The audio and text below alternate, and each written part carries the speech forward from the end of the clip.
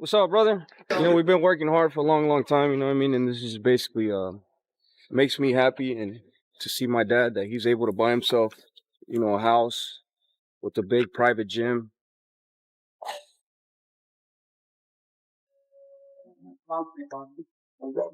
I know there's a lot of things that we could accomplish, and there's a lot of things that we could give back, not only to our people, but to our community. You know what I mean? We got a lot of fighters here. One of our friends painted this. He goes to the first Benavidez boxing gym, the one in Burien.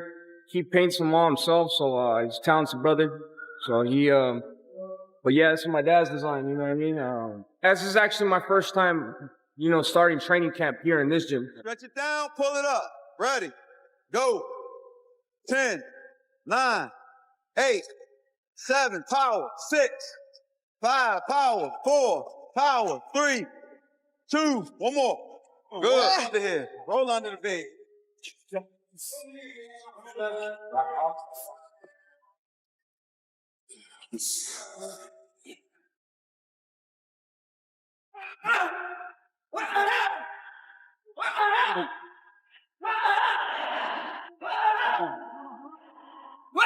The two boxing stars, Gervonta Davis and David Benavidez, are currently training together as they get ready for their highly anticipated return to the ring in their upcoming comeback fights.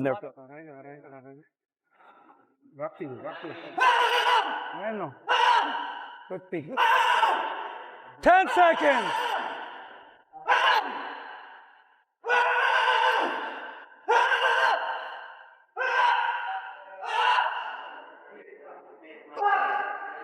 Super focused, super motivated. You're going to feel all this shit we got to do. Look, hey, Tank, we're going to go 35 for 12. According to reports from Fan and Boxing, Gervonta "Tank" Davis has officially parted ways with Calvin Ford and is now training under Jose Benavidez Sr. This surprising move has sparked major discussion, with many wondering how the new partnership could impact Tank's mindset, fighting style, and future success inside the ring. It seems like it's official that Gervonta Davis has a new trainer named Jose Benavidez. In this video, though, because there's a lot of conversations going on about what this means for Gervonta Davis as far as his skill set, as far as like his motivation to be in boxing, and whether or not Jose Benavidez Sr. can ignite that fire in Gervonta Davis. Well, in this video, I want to talk about that, but I also want to talk about a real reason for what took place in Gervonta Davis's camp. And one of the reasons that he's no longer with Coach Kenny and Coach Calvin. And I think it's an important thing to say because it's not all on Coach Calvin, and it's not all on Coach Kenny, and it's not all on Gervonta Davis. He then reveals that the relationship reportedly fell apart because of a toxic atmosphere filled with betrayal. According to the claims, people inside the fighters' trusted circle were secretly leaking private training camp information for money, exposing a growing problem driven by greed and broken trust. I have been paying attention to that camp for a while. I know people in that camp. I know people around that camp. And I can tell you without a doubt that the major issue with Gervonta Davis and that particular camp was the fact that there's so many paid snitches in his camp. It was replete with family members and other people who, whenever they got a piece of information about Gervonta Davis, would try to go out and give that information to somebody else in exchange for money. So Gervonta is looking up at the internet, seeing what's being said about him, hearing this information coming out about himself and saying, man, where is this coming from? Problems within the team had reportedly been building for years, forcing those around the fighter to take serious steps to stop the constant leaks. To protect his focus and peace of mind, a strict media blackout was put in place, with everyone expected to stay silent about what was happening behind the scenes. Originally, and this was a couple years ago, I remember when Gervonta started getting upset with it, and he started blocking people and getting mad about stuff, and he started telling Kenny and Calvin, that basically not to be announcing things, not to say things about who he's going to fight next or what he's going to do next, because Gervonta started getting irritated about that. I also know that Calvin Ford stopped talking to the media for a long period of time. Kenny Ellis stopped talking to the media about Gervonta in that way because they were appeasing Gervonta and Gervonta's desire to have that information kept in-house, right? So to the extent that they were having conversations that Gervonta Davis didn't want to have, they had nipped that in the bud several years ago. The alleged leaks reportedly went much deeper than expected, with insiders accused of sharing private information on social media in ways that could damage his career from within. The speaker also compares this type of behind-the-scenes sabotage to the psychological mind games seen during one of boxing's most famous rivalries from the past. However, what happened is you have family members and other members in the gym that have connections with people that have Twitter pages, connections with people that have YouTube pages, and they continued, the people with the Twitter pages and the YouTube pages continue to pay these people money for inside information about Gervonta, and he got very distrustful. Now, if you think, okay, well, man, that's not that big a deal. You know, you go and, people know, it happens all the time where you have spies in camp. Like one particular incident that I know about that really enlightened me to that problem in boxing was when Andre Ward was fighting Sergey Kovalev, and Andre Ward was just being very vocal about knowing what was going on with John David Jackson and what was going on with Sergey Kovalev. And he was telling basically, you're doing this, you're doing that, you're drinking this and you're drinking this and you're doing that. And your problem was here and your problem is there. Andre Ward knew the whole thing. How? Because he had a spy in the camp. The problem with that with Gervonta is when you have spies around him in his family, in the gyms in Baltimore, you have people that leak information that are trying to harm him. Sean Porter believes Tank could benefit from the energetic atmosphere of his new training environment. He also questions whether being surrounded by fighters who share the same aggressive mindset could be the perfect fit for the champion's fast-paced lifestyle. I'm not sure if that's a great matchup. I feel like there's some comfort there. Is that what it is? I feel like that's what it is. I feel like there's some They comfort both there. killers. He's down in Florida, if I'm not mistaken. Miami, yeah. Washington, Yeah, he's between Seattle, and Washington, Florida. Florida, Arizona, Yeah. Vegas. Yeah. He be everywhere. Yeah. Yeah. Which might match the lifestyle of Gervonta Davis, Yeah. Surprising to see it. I think but I feel like he's comfortable with Jose. Sean Porter explains that every great fighter needs something that keeps their motivation alive and their competitive fire burning. He believes this new partnership could create the strong connection needed for the trainer and fighter to work together with complete trust and unity. And just telling y'all what I know, sometimes that's all it takes. Whatever's gonna get this light flip up, turned on, and keep it on, sometimes it's comfort. I just need somebody that I feel comfortable with, that I can be myself with, and that, when I'm ready to move, they moving. When they ready to move, I'm moving. And I feel like he thinks he has that with Jose. I don't know. That's just right off the top of the He head. likes to seeing move that when stuff. he wants to move. Too. Yeah. Andrew says every elite boxer needs the right motivation to stay focused and keep improving. He believes this new partnership has the potential to build a strong connection between the trainer and fighter, helping them work together with full trust, clear communication, and a shared vision for success. That's a weird one for me. I ain't gonna lie. Why? It's just only like it's paired up right. Like I feel like Jose can definitely train his son. I'm not sure about every. Yeah, that's what I was gonna say. We seen him train Jose and David, and then also Pacheco and Rayo. Jose Rayo, yeah, and Pacheco as well. Pacheco isn't with him, And they anymore, both are right? going. Yeah. now. And they both are. Yeah. Sean Zittel then shifts the discussion to the unexpected split, saying the fallout with Calvin Ford is difficult to understand based on everything they achieved together. He points to Ford's proven ability to develop talented fighters from the ground up, highlighting the lasting impact of his coaching and the success he helped build. It's their business, but I don't add up the beef with him and Calvin Ford, really. I guess Calvin may have done an interview or two that Gervonta didn't like, but it's like, That made no sense, man. Look, I remember when I saw Truck Simpson spar before Truck tailed off, when he had promise. No offense, Truck, much love to you. But when Truck was 18, 19 years old, and it was like, oh, this kid, he has talent. He has real upside. He threw his punches in the same way Gervonta Davis did. He had a lot of the same kind of rhythm that Gervonta did, and that's what made me go, Calvin is a good trainer, even though Calvin didn't move the needle for Jahan Ingram over the weekend. Jahan Ingram lost to Devin Cushing. It didn't look like Calvin had a big impact on him winning. He wound up losing to Devin Cushing. Devin Cushing, bigger guy, anyways. But when I saw Truck do that, I go, okay, so Calvin has an imprint. He has a system. There's a way a guy he builds from scratch in the Baltimore amateur program looks. And so that made me lend more credence to Calvin's work. John Zittel finishes by remembering how there were times when Calvin Ford was the only person who could push the champion through his toughest and least motivated moments in training. Looking back on that history, he says it's hard to understand how a relationship built on years of trust and loyalty could end the way it did. I just remember like Tank being in the gym for the Santa Cruz fight, came in heavy and was in Floyd's gym, and he didn't like that spark didn't come and Floyd was trying to get it out of him. It wasn't really happening in the first couple weeks. He had to wait till he had a couple months until the Santa Cruz fight date.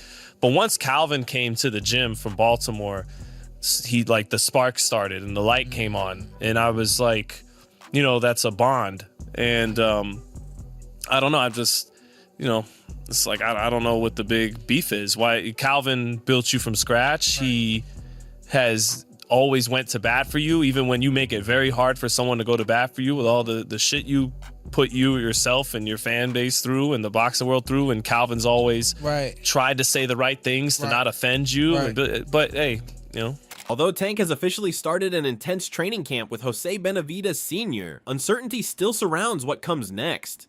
Early reports suggested that a major fight with Kid Austin had already been agreed upon, but with no official announcement made. Questions continue to grow about when and against whom Tank will make his return to the ring. Davis and Floyd Schofield are edging a little bit closer to a fight. What are you hearing from that end? Yeah, I'm hearing all positive. I'm hearing these negotiations have been progressing in a very positive way between the sides of Gervonta Davis and Floyd Schofield. Now, we have not seen Gervonta Davis in the ring since that disputed draw against Lamont Roach early last year. We have not seen Floyd Schofield in the ring since the stunning one-round knockout over Tevin Farmer last June. There were some plans back in April to get Floyd Schofield into the ring, but he and his father, who's also his manager, who's also his co-trainer, they said, we don't want any kind of stay busy fight. We want a world title fight, and they want that fight against Gervonta Tank Davis. Again, I am told a lot of positive progress to the point that they're discussing dates for this fight. They're discussing September, late September, or early October to match Floyd Schofield against Gervonta Davis for that WBA 135-pound title. All right, I got one more for you. I understand. Speculation grew even stronger when Gervonta Davis sent a bold warning to both Shakur Stevenson and Devin Haney, making it clear that he believes he can knock out either fighter.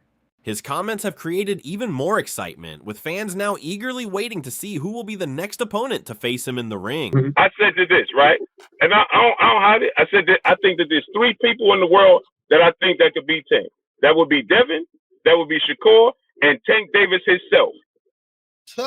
Yeah, right. You got the last one right. That's the only person that can beat me, Gervonta Davis. That's the only person. Them niggas cannot touch me at all. They all been in the ring with me. They all been in the ring with me. They all been in the ring, and I cracked both of them. I feel you, but check this right there. But okay, so you telling me you cracked both of them, right? But I was also told that Devin got the best of you in the last sparring session. He didn't get no best of me. He ain't get no best of me. He did not get no best of me. He jumped right off the plane and sparred Devin. Right off the plane. No best of me. He didn't get no best of me. Let me something, man. You can go on the internet. And I sparred him twice. Right. And Bill took him out the ring. And Bill admitted that. Bill and Dan both said that. Almost knocked him out in Floyd gym. Did they tell you that? Did they tell you I almost knocked him out in the gym? Did they tell you that? I don't know, but I ain't hear that. Okay. I ain't hear that. Floyd Schofield Sr. responded with strong criticism, accusing the champion of using social media callouts to shift attention away from more important issues. He claimed the recent comments were meant to distract fans from questions about whether Tank would face his mandatory challenger, suggesting the online activity was being used to avoid growing pressure. It's a duck. A duck is a duck. He just needed a big diversion to make people believe and look away from him ducking his mandatory person. He ducked us before he had the Roach fight, too. He ducked us over a year. So a duck is a duck. That's all I have to say. Because if Keyshawn's supposed to be fighting Devin, why he calling out Devin? If he not moving up to fight Shakur, why he calling out Shakur? And he has a mandatory. So he preferred to give up his belt. So thank you. We have no problem becoming a world champion. The boogeyman and left. He ran. So that's all that shit is smoke and mirrors. They've been calling each other out for years now. All of them. Has it ever happened? I don't think it's happening now. So this is just a diversion so people don't look at him like, yo, you really ducked your mandatory. The Floyd Schofield Sr. continued his criticism by saying that the sport is being harmed by a growing focus on fame and quick money instead of true competition. He argued that walking away from a world title and leaving the division would send the wrong message to young amateur boxers who work hard and dream of earning their chance to become champions through dedication and performance. And that's acceptable. For the YouTubers, yeah, I get y'all. It's about money. It's about fame. Yeah, that's the Floyd Mayweather era. That's the era that's fading out. We of the era that you work your way up to number one, you fight the champion. Because that's what give hope to these kids in the hood or these kids going through the amateurs. The hope when they get to number one in the ranking, they can have their chance of fighting for a world title. You take that away, then you destroy boxing. So, smoke and mirrors, man. The man gave up his title and hauled ass. Devin Haney added even more excitement by sharing a series of cryptic posts on social media. He first posted a simple "let's go," then followed it with Haney versus Davis, sparking major discussion among boxing fans. Shortly afterward, he quoted his own post with the word "key," leading many to believe he was hinting that a highly anticipated fight with Keyshawn Davis could be in the works. Even with these bold hints and growing speculation from multiple rival camps, fans are still waiting for official confirmation about the next major fights. Despite all the talk and growing speculation from rival camps, the boxing world is still waiting for official confirmation about who will be Gervonta Davis's next opponent. Meanwhile, David Benavidez has turned his attention to his own future plans, saying he wants to move back down and pursue a fight with Dimitri Bivol. His goal is to establish himself as the top fighter in the light heavyweight division and give fans the major undisputed fights they have been eagerly hoping to see. Yeah, 100%. We're going after Dimitri Bivol. Okay, that's it. I told you guys that's what I got. That's what I wanted to do, and just so the fans they have something to look up to. That's look forward to. That's why I give you guys my breakdowns, what I'm trying to do, what are my plans. And I told you guys I was gonna come back down and fight Bivol, and that's exactly what I'm gonna do. Now I won 2 more titles at cruiserweight. Now it's time to capture the rest of the titles at light heavyweight. David Benavidez also responded to rumors about moving up to heavyweight, making it clear that he has no plans to make that jump anytime soon because of the significant size and power difference. Instead, he said his main focus is to continue proving himself at 175 pounds, with the goal of facing and defeating the best fighters in the division, including Artur Beterbiev first. And I hear a lot of people talking about heavyweight, but these are big guys. This is an extremely different type of power. So I'm not thinking about heavyweight anytime soon. If I think of heavyweight, maybe that's probably by 5-6 years. But what I really wanted to do is I want to become unified champion at 175 and become a dominant champion at 175. I've been telling you guys I want to get Dimitri Bivol, then Artur Beterbiev. And I know those are 2 fights that all the world of boxing wants to see. So right now that I can make 175 comfortably, I feel like we got to make that happen first. The story became even more interesting when Jai Opetaia publicly challenged David Benavidez, creating fresh excitement across the boxing world. The unexpected call-out has sparked speculation about whether Benavidez could consider moving up for a major cruiserweight showdown. However, despite all the rumors and growing interest, there is still no official confirmation about who Benavidez will face in his next fight. Definitely. That's the main fight I'm chasing. That is my goal right now. You know what I mean? And until I win that WBO and that WBA and the WBC as well, you know what I mean? That's my goal. You know what I mean? Anyone that says anything else, fine. I want to become undisputed in the cruiserweight division. The boxing world is entering a crucial period as several of the sport's biggest names make important decisions behind the scenes. With Gervonta Davis changing his training team, Devin Haney building anticipation through social media, and David Benavidez focusing on dominating his division, the competition continues to evolve. Every move made by these fighters and their teams could have a major impact on their careers and long-term legacy. At the same time, the rivalries are becoming more intense, with the mental battle outside the ring growing just as important as the action inside it. As new developments continue to unfold, boxing fans are eagerly waiting to see what happens next, knowing that one unexpected decision or leaked detail could completely change the future for any of these top fighters. These upcoming fights could become defining moments for some of boxing's biggest stars, with every decision carrying the potential to shape the sport for years to come. The pressure is higher than ever, and there is very little room for mistakes as these fighters prepare for the next chapter of their careers. Now, the biggest question is whether Gervonta Davis's decision to leave his longtime coaching team and work with Jose Benavidez Sr. will help him reach an even higher level when he returns to the ring. Fans are also eager to find out if Devin Haney and Keyshawn Davis will eventually make their teased matchup a reality, or if another major fight will take center stage. One thing is certain, boxing has plenty of exciting storylines ahead, and the next few months could reshape the future of the sport. Do you think David Benavidez will be able to land a fight with Dimitri Bivol and strengthen his legacy, or could another challenge come first? Do you believe the ongoing reports of training camp leaks and insiders sharing private information are damaging the trust that fighters and trainers depend on? How much impact do you think Jai Opetaya's recent call-out has on Benavidez's future plans, and would you like to see that fight happen before he continues chasing the biggest names at light heavyweight? Finally, who do you think is the most dangerous fighter in these divisions today? And has the constant pressure from social media and accusations of avoiding opponents changed the way today's champions make career decisions? Do you think the growing pressure from social media and constant accusations of avoiding certain opponents are pushing today's fighters into taking major matchups sooner than they originally planned? If David Benavidez decides to pass on a fight with Jai Opetaya and stays focused on his goals at light heavyweight, would that affect how you view his willingness to face the toughest competition?